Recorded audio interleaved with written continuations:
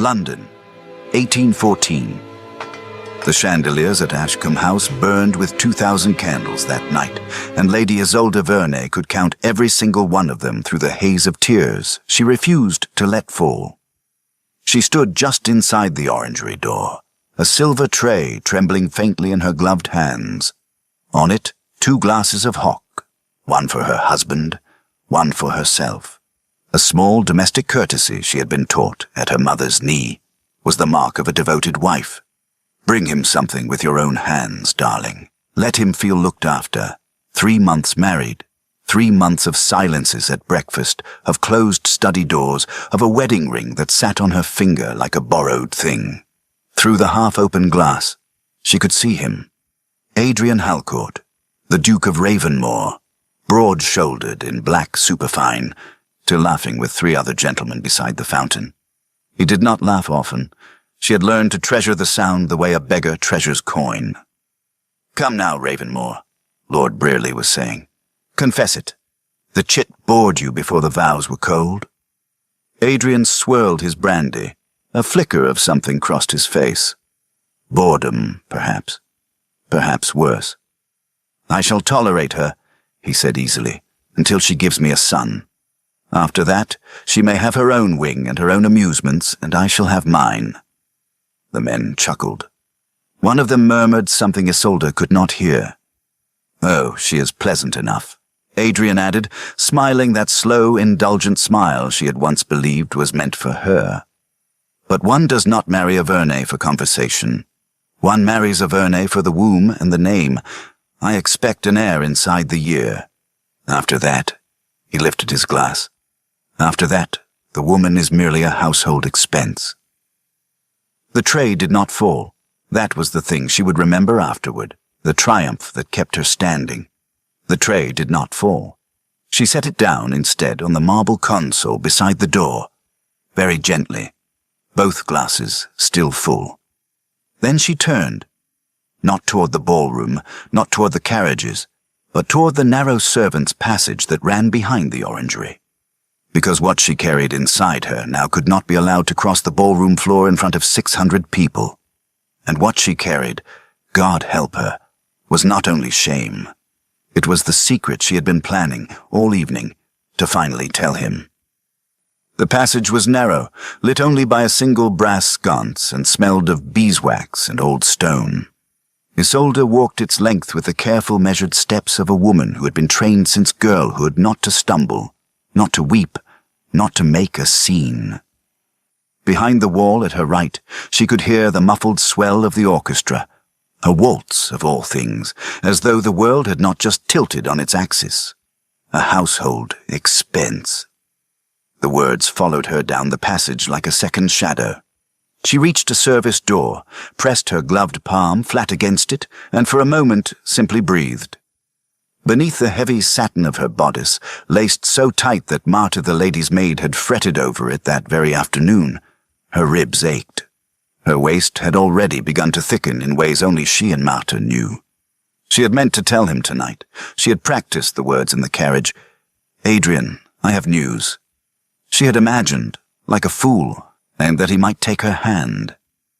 Now she understood, with a clarity so sharp it was almost peaceful, that the child inside her was not a gift she could give him.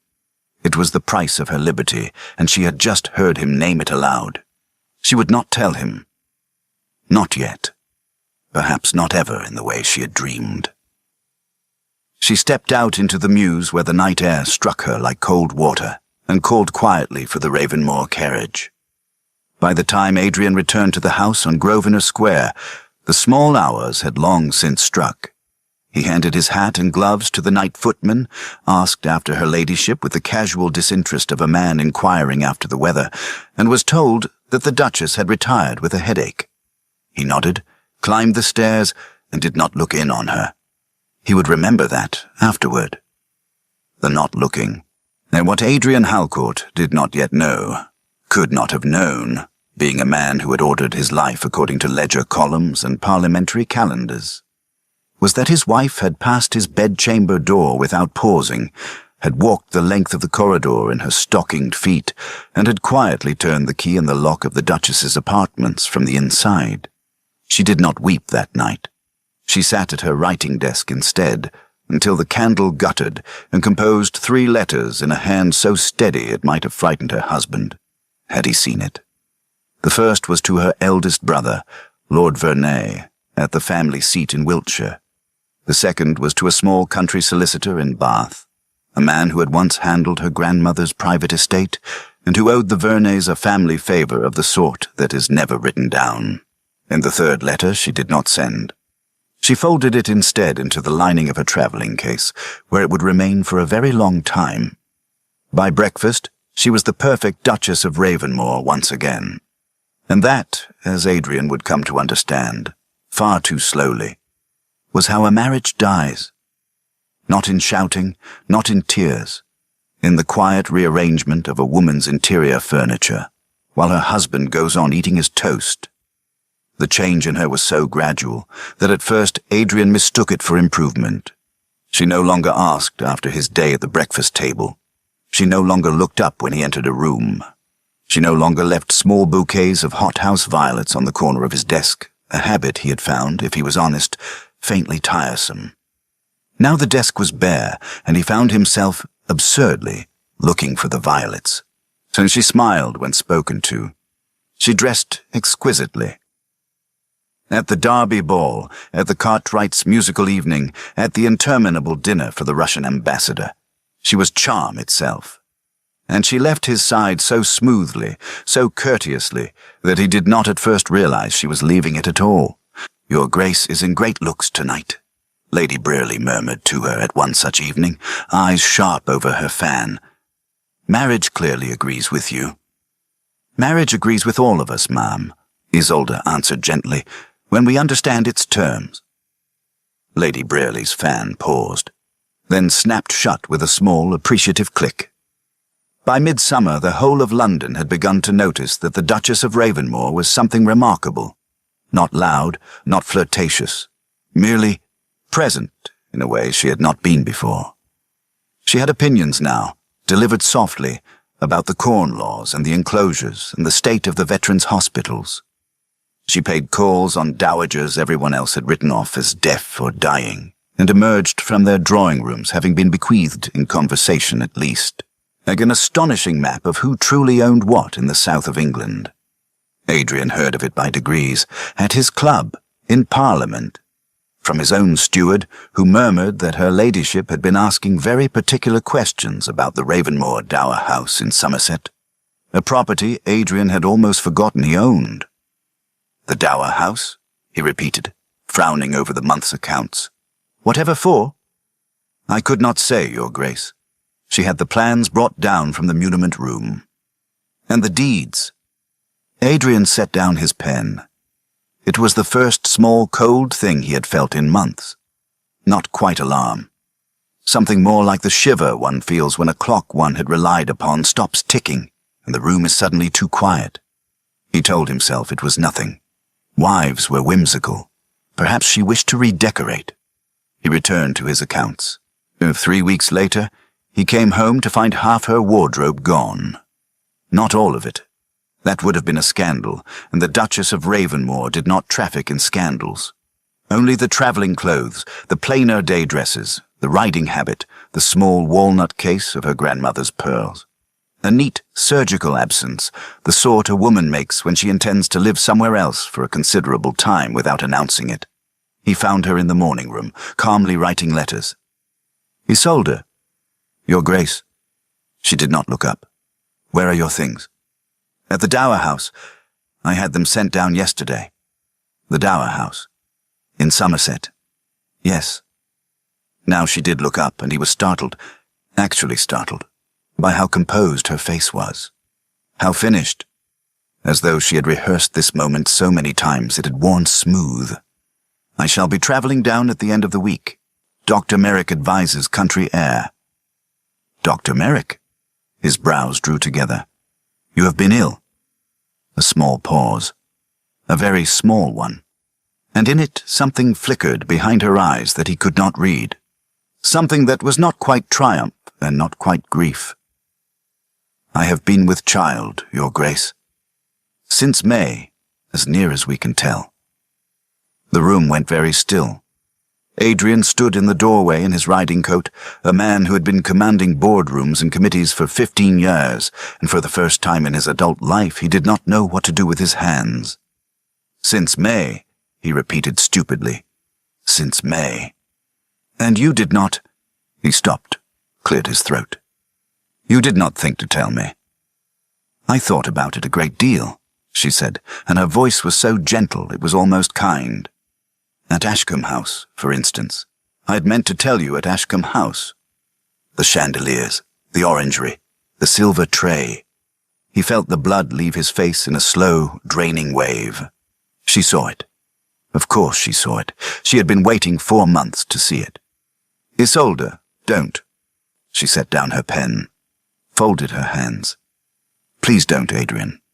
Not now. I'm carrying your heir, as you requested. I shall carry him safely, I hope, in Somerset, where the air is better and the company less." She searched for the word and chose it with care. "Amusing. When he is born, you shall have him to raise in whatever manner pleases you.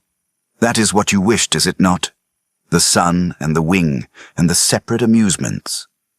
"I did not—" His voice came out hoarse. "I did not mean you meant exactly what you said." And here, for the first time, her composure cracked, not into tears, but into something harder, something that had been pressed flat under 4 months of silence, and now sprang back into shape. "I was standing 3 feet from you, Adrian. I heard every word. I watched you laugh, and I have been smiling at you across breakfast tables ever since, because I am a Vernay, and Vernay women do not make scenes in orangeries. But I will not smile at you across breakfast tables forever." She rose, smoothed her skirts, walked past him to the door. At the threshold she paused, and did not turn. "Martha is packing the last of my things. I shall leave at dawn on Friday. You are not to follow." Then she was gone, and Adrian Halcourt, the Duke of Ravenmore, was left standing in a morning room full of fresh flowers he had never thought to notice, holding the realization, too late, and far too late, that the household expense he had so graciously agreed to tolerate was the only person in his life who had ever truly looked at him. He did not follow her to Somerset. Not at first. Pride forbade it, then confusion. Then, after the first dreadful fortnight of sleeping in a house that had become inexplicably echoing, something worse than either. A slow, creeping comprehension that the silences he had once prized were not peace. They were absence. And absence, he was learning, had a sound of its own. He read the letters she wrote to his mother. Formal, cheerful, offering no purchase for reply. He read the reports from the Somerset steward. Her Grace walks in the gardens each morning. Her Grace has engaged a midwife from Bath. Her Grace is well.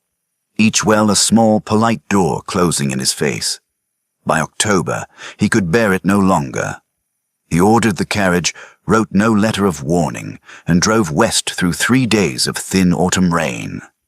He arrived at the Dower House at dusk, a modest grey stone building smaller than he remembered, lamps already lit in the lower windows. She was in the drawing-room when the butler announced him, seated by the fire with a book and a shawl, her figure now unmistakably rounded beneath the soft wool of her gown. She did not rise. "Your Grace." Her voice was perfectly even. "You have had a long drive." "Isolde." He stood just inside the door. He had prepared a speech. It evaporated. Forgive me. I should have written." "Yes," she agreed. "You should have." A silence. The fire crackled. Somewhere in the house a clock struck the half-hour. "May I sit?" "If you wish." He sat, awkwardly, Mars in the chair opposite hers. His hands, those clever hands that had signed treaties and struck bargains, hung between his knees like a schoolboy's. "I have been," he began, and stopped. Tried again. "I have been a fool, Isolde. I do not expect you to believe me. I scarcely believe it myself, but I came down to tell you. To tell you that I did not mean what I said that night, and at the same time I know that I did mean it. That is the part that has kept me awake. I meant it, and I did not know I meant it, and I did not know what it would cost until you were gone." She watched him. She did not help him. He had not earned that yet. "I ordered my life," he went on, and his voice was rougher now, the practiced cadence of the House of Lords gone out of it, the way a man orders his estates, every person in their place, every duty accounted for. I thought marriage was an arrangement, a ledger. I did not know that a woman could— He gestured helplessly at her, at the firelight, and at the shawl across her knees. "Could become the room one lives in. I did not know that until you took yourself out of it." For a long moment she did not answer. Then, very quietly, "What do you want, Adrian?" "I want to be the man you thought you were marrying." "That man," she said with a small, sad smile, "never existed. You know that. Then I want to be a man you could choose, if you had the choosing again." Something passed across her face, the first softening he had seen in 4 months, and it nearly broke him. "That is a great deal of work, Your Grace." "I have time." "Do you?" She looked down at her hands, folded above the rise of their child. "I have been thinking a great deal about what I want, not what I am owed. That question is simpler and crueler. What I want. And I find I do not want revenge. Oh, I'm too tired for revenge. I do not even want apologies, though yours is the first that has not insulted me, and I thank you for it." She looked up.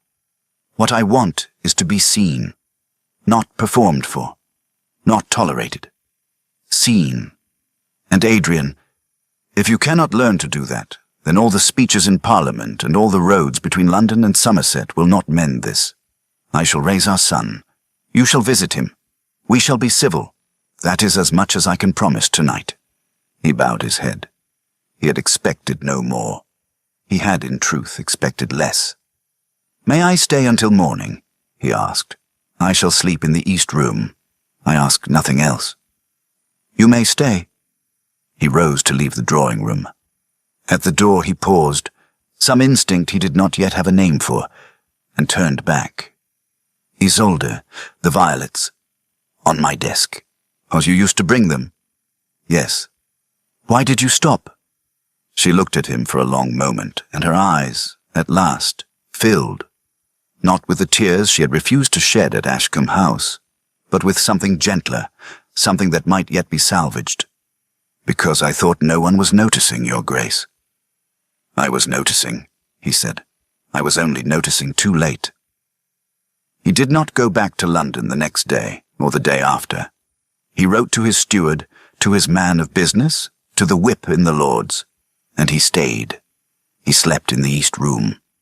He took breakfast with her each morning and asked her, awkwardly at first and then less so, what she had been reading, and what she thought of it, and what she thought of him. He did not always like her answers. He learned for the first time in his life to sit with the not liking. And in December their son was born, in a snowstorm that closed the Bath Road for 3 days. Adrian, who had commanded armies of solicitors, sat on a hard chair outside her chamber for 11 hours and prayed, a thing he had not done since he was a boy, to a God he was not sure he believed in, for the life of a woman he had once called a household expense. When the midwife finally opened the door and placed the small, red, furious creature into his arms, he wept. Not prettily. Not the single decorous tear of a gentleman. He wept the way a man weeps when something he did not deserve has been given to him anyway, and he sees, finally, the size of the debt. He named the boy Thomas for her father. She had not asked him to. They did not move back to London that spring, nor the spring after. Grosvenor Square was let to a visiting ambassador, and the house in Somerset grew a new wing, a library, a small walled garden where Isolde planted violets. Adrian went up to Parliament when he must, and came back as quickly as he could. He became, to the astonishment of his club, rather a bore on the subject of his wife. They were not, perhaps, the people they had been on their wedding day. They were something harder won than that. She had learned that survival did not require pretending, and he had learned slowly, imperfectly, and at a cost he would be paying quietly for the rest of his life. That the woman he had once agreed to tolerate was, in fact, the only luck he had ever had. And sometimes, on autumn evenings, when the fire was low and their son asleep upstairs and the house had settled into that particular hush that marriages make when they have survived themselves, so she would look up from her book and find him watching her, not appraising, not managing, simply looking. And she would smile, and he would remember the silver tray that had not fallen and be grateful every single day that some women are stronger than the men who underestimate them. If this story moved you, please take a moment to like the video and leave a comment telling us where in the world you're listening from. We love seeing how far these stories travel. Subscribe to the channel and ring the bell so you never miss the next tale of quiet women, proud men, and the long, beautiful road back to being seen. Until next time, dear listener, sleep gently and remember, the tray does not have to fall.